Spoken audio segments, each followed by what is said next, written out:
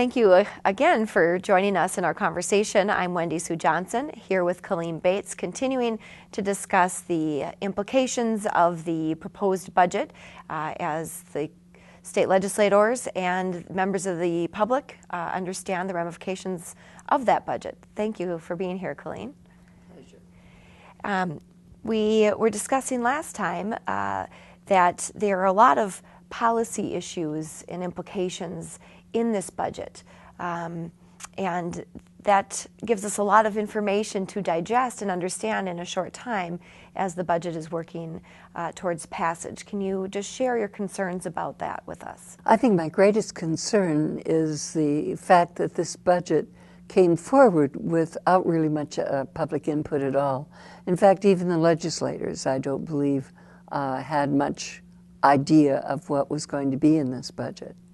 It is, however, now what we have in front of us. Ordinarily, one would expect when there are major changes in policy that they would come through a legislative process, that there would be an introduction of a bill, that there would be the opportunities for committees to respond to that. There would be the opportunity for public input. There may even be amendments and changes to that bill to be able to make it more palatable to the whole of the community. But in this particular document, there are many policy changes that really have not a great deal to do with fiscal concern. One of those changes is moving 17-year-olds back from the adult justice system into the juvenile justice system. I think that particular provision has been talked about a lot. And I think there's pretty much universal acceptance that would be an absolutely excellent idea. We really don't want young people who are still in their formative stages to be in with adults that have much more serious and often more serious criminal behaviors. If they are violent offenders, that's a completely different situation. But if they're individuals that are in prison because of drug use or because of even burglaries and that kind of thing, there certainly should be the opportunity for that person to be able to be rehabilitated. That doesn't happen for juveniles in an adult system. If we were to bring them back into a juvenile type system, they would have the opportunity to finish school, to be certainly better prepared for the time when they leave and come back to us. The issue with this is not with whether or not it's a good idea. The issue with this proposal is that there's no funding for counties to take on that additional responsibility. The Wisconsin Counties Association has done a study of that particular issue, and we have determined the cost of that would be $15 million across the state to implement it. We think it's a great idea, and if you think it's a great idea, state of Wisconsin, give us the money to do it. And so the current budget does not provide counties with additional funding to deal with those juveniles? No, it doesn't. But it's something that I think we'll continue to work on. You know, ideas change, people change. We have a tremendous number of new individuals in the legislature, and where they may come in with sort of single issue ideas, they'll learn over time. And perhaps over time, we'll be able to convince them that in the long term, if they don't want to see these juveniles over and over and over again, to invest in rehabilitation through a juvenile system is a good investment. I understand that Wisconsin has a rather large prison population compared to other states with similar populations, particularly to Minnesota. What are we doing differently in Wisconsin that causes that great number of people in the system? Well, I think you have to have a little historic perspective in how laws changed when political campaigns went forward with the logo, Get Tough on Crime. That Get Tough on Crime brought a whole lot of laws into the state of Wisconsin that absolutely packed our prison. And it had to do with whether or not offenses were handled in local jails or 3 times and you're out type legislation that put people in prison much earlier and for longer periods of time than prior to that time. So we're dealing with the ramifications of that. Those laws weren't passed in Minnesota. And as a result, even though up until that time, our prison populations had been very similar, those laws, a lot of them haven't gone away. And then we have the old law phenomena, where basically we have a certain amount of our population who are in prison right now, who really and truly the laws have changed, the crimes for which they were convicted are no longer applicable, and yet they're still sitting in prison. You shared a startling statistic with me just prior to beginning our taping here about the prison budget. Could you share that with us? I'll be glad to. I think what you're referring to is what we're spending on prisons in the state of Wisconsin as opposed to our education, our higher education system. For the first time in the history of the state, we are spending more on our state prisons than we are spending on our universities. But there is some really interesting and hopeful initiatives happening in Eau Claire County regarding people who get involved in the justice system. Could you explain the treatment courts to us? That is a shining star for us, I do believe. Back some years ago when we talked about this, there wasn't a great deal of receptiveness to us. But we had Lisa Stark come to town, who had just been to a national conference on drug courts. And working with her after her election, she was so right on in helping us get started and gave it a really solid base for our drug courts and treatment courts. Really and truly, we have 4 of them now. We have the Ames Court for single women, we have the drug court, we have the first mental health court in the state of Wisconsin, and we have the veterans court. And basically, we're collecting data like crazy because we really want people to know on every basis how they are worth the investment and how successful they've been. There's been a stutter start sort of in the veterans court, but we believe we've solved that issue by finding a regional judge to come in and cover that responsibility. Graduations are absolutely wonderful. I've attended a number of them. Certainly if you look at people that can say with an absolute emotional statement, you saved my life, you know how effective they are.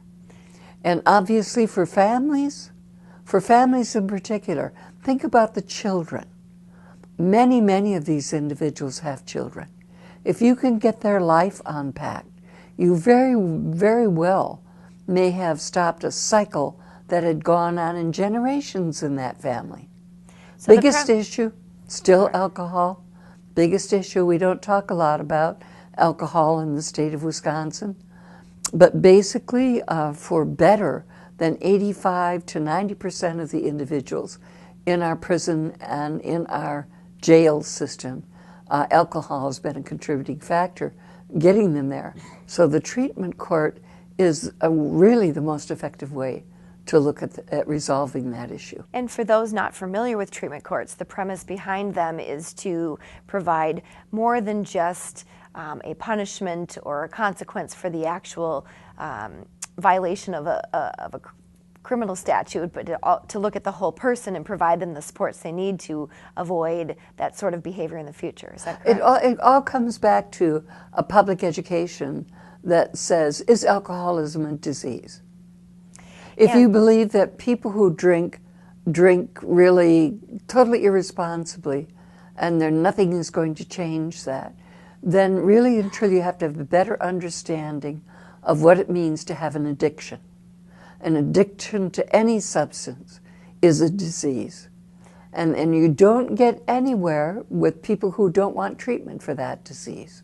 And so the treatment courts are treating those underlying issues and have been successful in preventing people from committing additional crimes. You mentioned the data. The best program that I could buy prior to treatment courts gave me only about a 10% sobriety rate when we were contracting out for that service. Since we've had the treatment courts, our sobriety rate over a period of 5 years has just escalated. I believe, and I don't have the figures from this last year yet, but I believe we're well over 50-some%.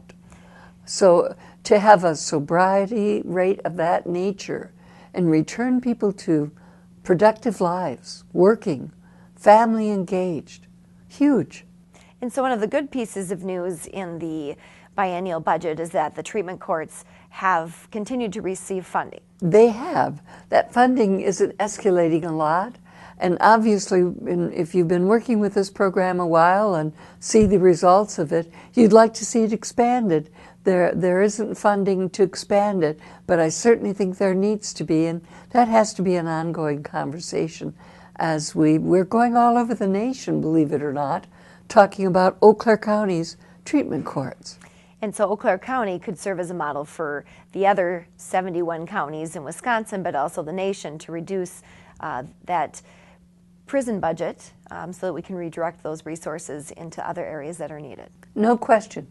I hope that the section of our jail that remains unfinished stays that way for a very long time. Well, thank you for sharing the implications of the treatment courts and some of the good news in the budget.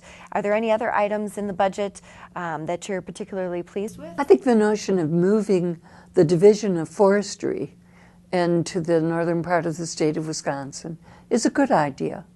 So again, in trying to figure out what do we have here, the changes that could make a difference for people, I think the defunding, if you will, of our schools, of our university, of our education is a terrible idea and extremely short-termed. And in your observations of 8.5 hours of hearings with the Joint Finance Committee yesterday, I understand there was other legislators in attendance as well. Are they hearing the concerns of people? Is there hope that the budget will be improved? I'm hoping that they certainly do. I think, again, there were a lot of folks there from rural school districts who are very concerned about what's going to happen when you take away $150,000, $200,000 out of a smaller school's budget. And obviously, they want their kids to be educated at home. They don't want to necessarily turn to other things. I think they're very concerned about the drain of voucher programs on the public purse and the public education area. Obviously, I think that's a concern for many folks. I do believe that the one thing we always need to keep in mind is that when we look at what government should be about, it should be about that which people cannot do for themselves. And certainly if we look at the matters that we've discussed, and public education being one of them, and certainly the care of individuals who are extremely vulnerable, another, and certainly again our criminal justice system, no one can take care of that type of thing by themselves. Well, I really appreciate you sharing your vast knowledge of these various issues and for informing the public about some of the ramifications of the budget. And I think we would both encourage all individuals to contact their legislators and continue to share what they believe is important to their lives and their communities. And I thank you for that comment, because I think very honestly, the power of what happens in your community is still yours.